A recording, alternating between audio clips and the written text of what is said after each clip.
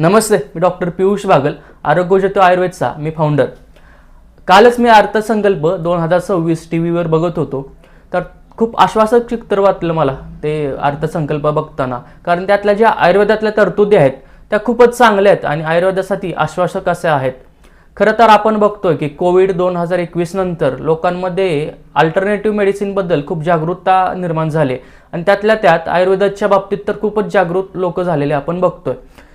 तर त्यामुळे होतंय काय की लोकांना आयुर्वेद पाहिजे, जगाला पण आयुर्वेद पाहिजे आणि त्यासाठी आपले सरकार पण खूप चांगले प्रयत्न करते। तर अर्थसंकल्पातल्या ज्या तरतुदी आहेत विशेष करून म्हणजे काय की नवीन वैद्यांसाठी खूप चांगले आहेत की ती नवीन वैद्यांनी स्वतःचं प्रॉडक्ट निर्माण करून ते इंटरनॅशनल लेवलपर्यंत कसं न्यायचं, तर त्यासाठीच्या त्या तरतुदी खूप चांगल्या आहेत। आणि सोबतच ऑल इंडिया इन्स्टिट्यूटच्या 3 अगदी इन्स्टिट्यूट पण आपल्या इंडियामध्ये ओपन होणार आहेत। आणि सोबतच आपण जे ड्रग्स निर्माण करतो त्यासाठी इंटरनॅशनल लेवलचा टेस्टिंग लॅब सुद्धा निर्माण करण्याचं काल अर्थसंकल्पामध्ये बघितलं। तर खूपच चांगला अर्थसंकल्प आयुर्वेदाच्या बाबतीत तर होता आणि बाकीच्या गोष्टीत पण होता।